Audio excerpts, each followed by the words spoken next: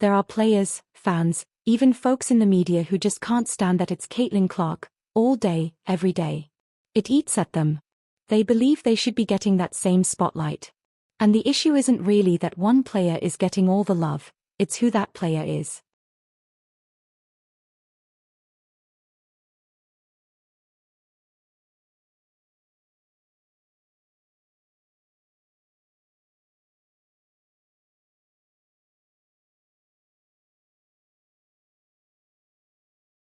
Caitlin Clark is way more important to the WNBA than Tiger Woods was to men's golf, even though he was huge. And to then see this negativity, like why?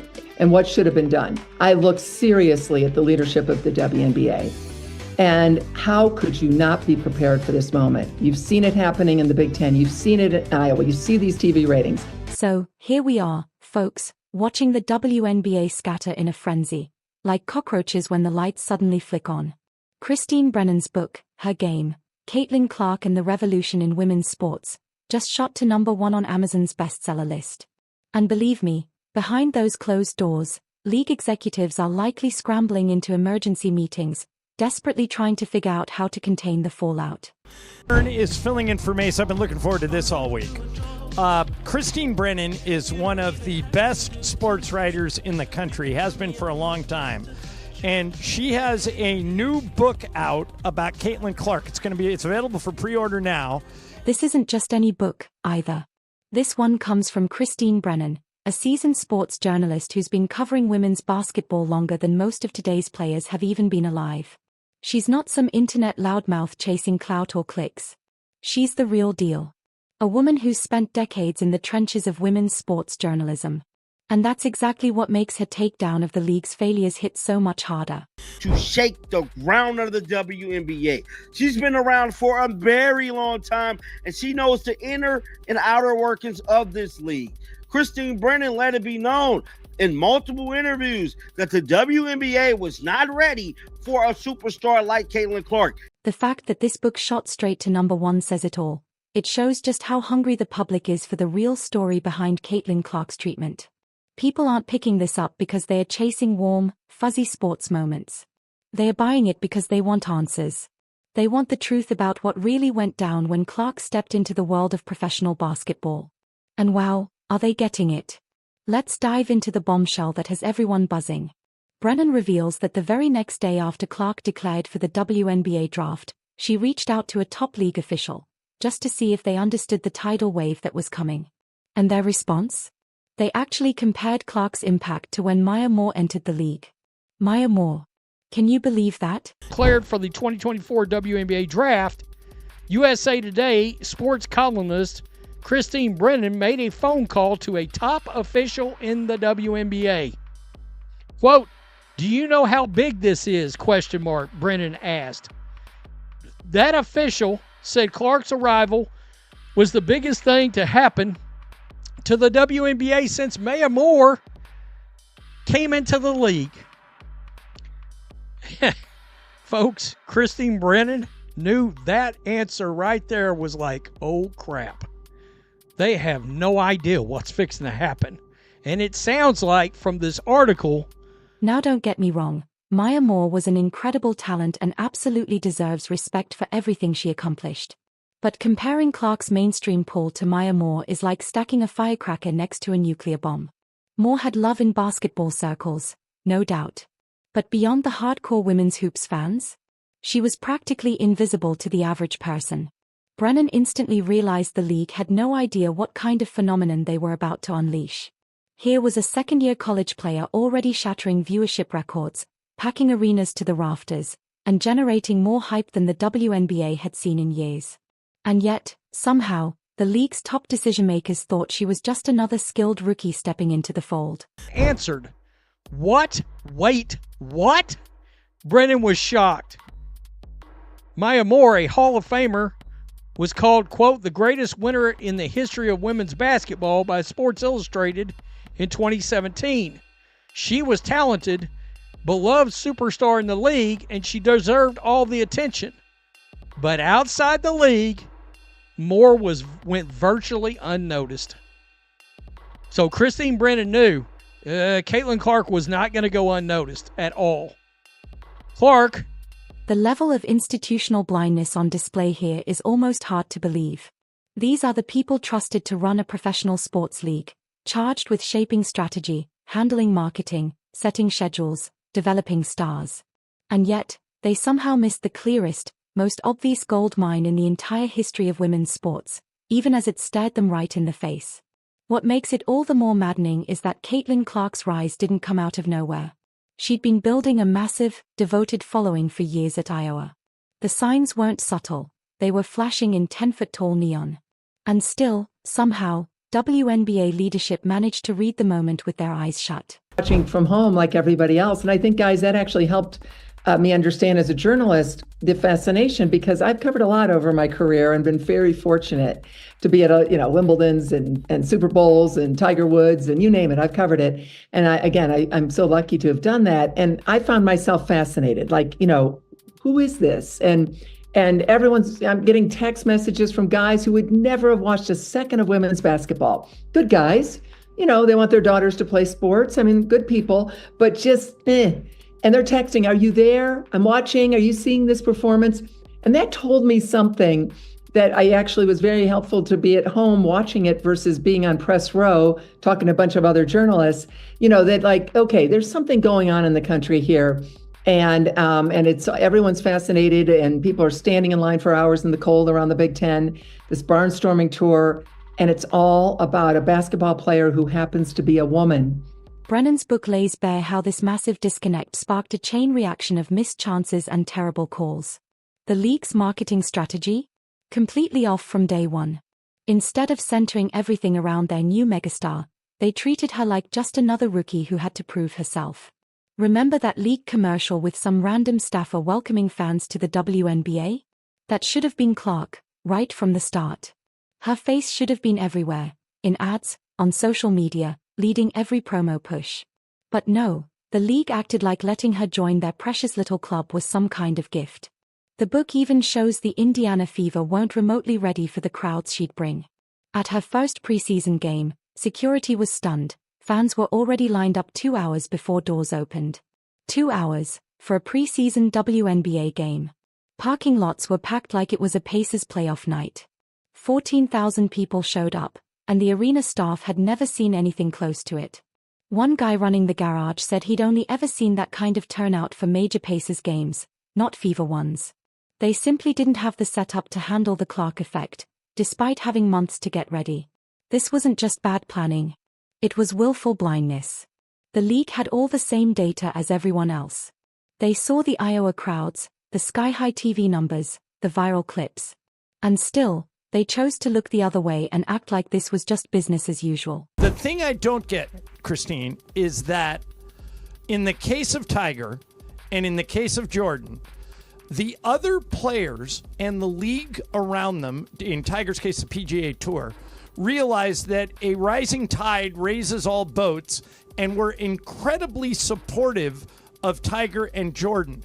With Caitlin, it seems like, for whatever reason, she's polarizing. She's been hit with more flagrant fouls than any player ever this year. They tried to come at you when you were writing a story and said, don't ask questions about why people don't like Caitlin Clark. But I'm going to ask you, Christine, why is she polarizing in your opinion? Why do people not embrace the phenomenon that is Caitlin Clark? It's one of the big points in the book. I deal with all of this and my research and reporting, because I was perplexed as well. I mean, this is the greatest moment ever for the WNBA. Yep. We wish it happened sooner.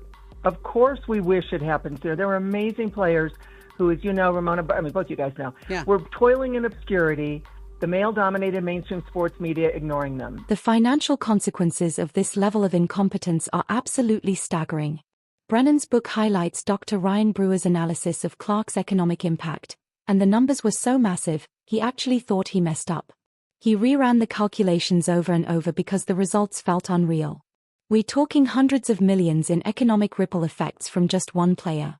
Hotel stays, packed restaurants, booming merch sales, skyrocketing ad rates on TV. Clark's arrival touched every corner of the women's basketball economy. And yet, the league nearly let it all slip through their fingers because they couldn't see beyond their own small expectations. The book also dives into the cultural issues baked into the league that made this mess almost unavoidable.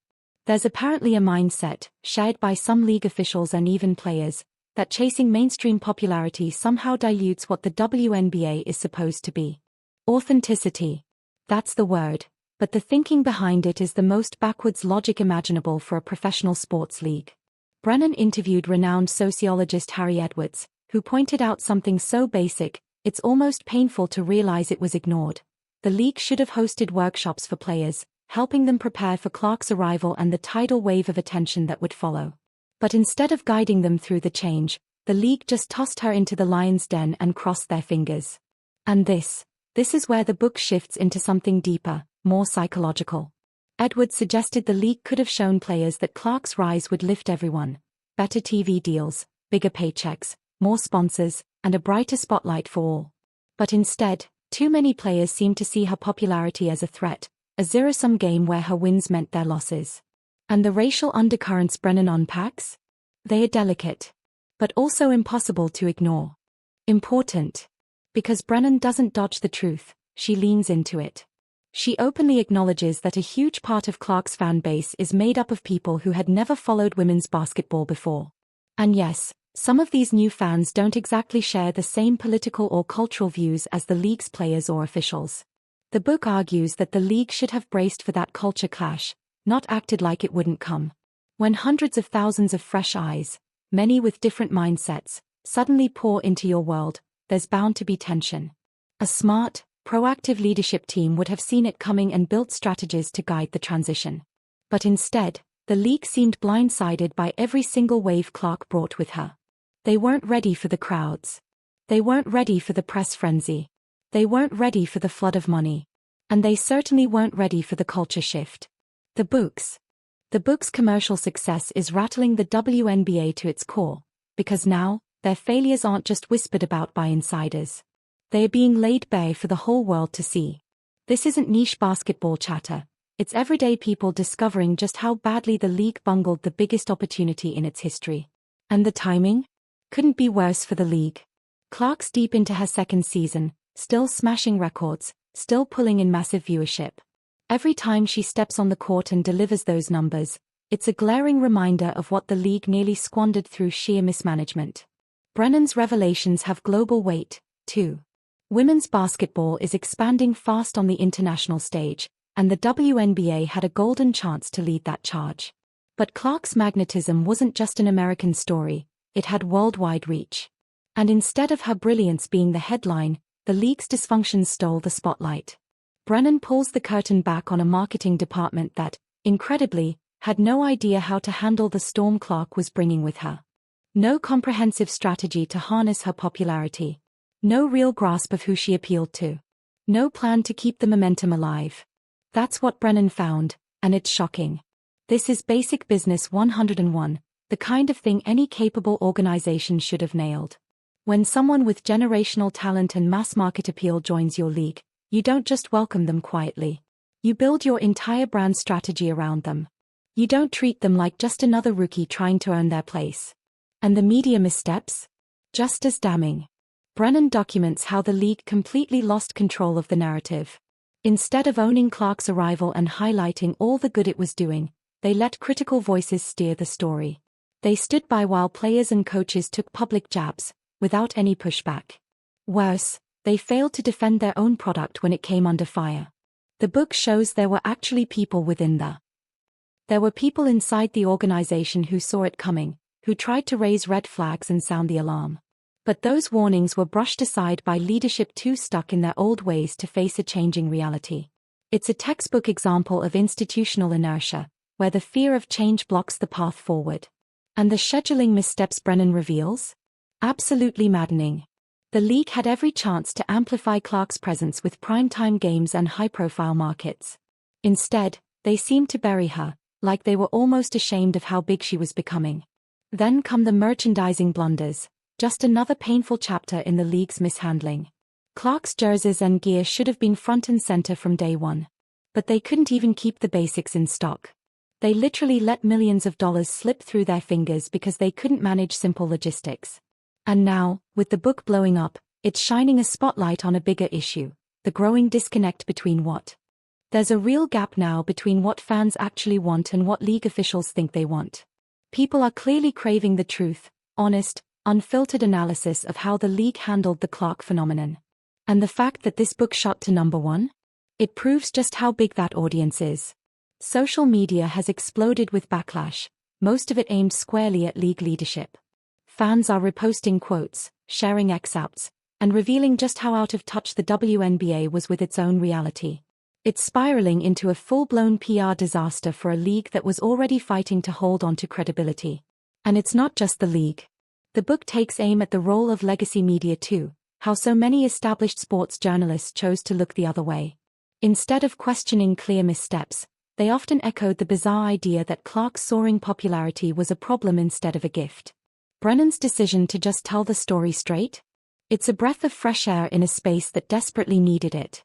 She's stepping into a media world where many reporters pull their punches when it comes to women's sports, even when the criticism is absolutely deserved. But Brennan isn't here to coddle anyone or push a carefully polished narrative. She's here to lay out the facts, plain and simple. And the economic data she brings? It's a gut punch for the league's reputation. When the numbers clearly show that one player drove hundreds of millions in economic value, and the league nearly blew it out of sheer incompetence, it raises serious questions about who's really steering the ship. And this isn't just about Clark. The book shows that the league's flaws run far deeper. There are core problems with how the entire organization functions. The marketing? Unpolished. The business plan? All over the place. And the leadership? Far too caught up in politics to focus on actually building the game. What makes Brennan's approach even more powerful is the international lens she brings. She's covered women's basketball across the globe and knows exactly how other leagues have elevated their stars through smart, strategic marketing. The WNBA's approach? It clashed completely with those international best practices. And the book makes one thing abundantly clear. This story is nowhere near finished. Clark is still just getting started, and the league is still fumbling with how to manage the phenomenon they've somehow stumbled into. The real question now is whether they'll evolve, or just keep tripping over the same missteps. And then there's the impact on corporate sponsorships. Major brands don't just throw money around, they want to align with leagues that know how to deliver value. But when sponsors read about all the dysfunction, the chaos, the missed chances, it gives them pause. It makes them wonder if this is really worth the investment. And the books dive into the league's internal politics? That part is especially damning. Brennan uncovers something even more troubling. There were actual factions within the organization that saw Clark's rise as a threat to the league's established culture. It's a kind of self-sabotage that goes a long way in explaining why everything was handled so poorly. And then there are the fan voices, real people whose testimonials Brennan weaves into the story like proof etched in emotion. These weren't lifelong basketball fans. They were newcomers, drawn in by Clark's magnetic story and electrifying style of play. The book shows how the league's damage control efforts have only made things worse. Rather than owning their mistakes and pivoting, they've doubled down on broken strategies and worked to downplay Clark's influence. It's like watching someone dig a hole deeper with every move. And then there's the history Brennan adds, context that makes the league's missteps feel even more frustrating. Because women's basketball has already spent decades. Women's basketball has been fighting for mainstream acceptance for decades. And when it finally arrived, wrapped in the form of Caitlin Clark, the league treated it more like a problem than a gift. The book's runaway success proves something big. There's a real hunger for content that questions the usual stories told about women's sports. People are tired of sugar-coated coverage. They want truth. They want analysis. And Brennan delivers exactly that. Her psychological portraits of the league's key decision-makers paint a troubling picture, leaders who were simply not ready for success.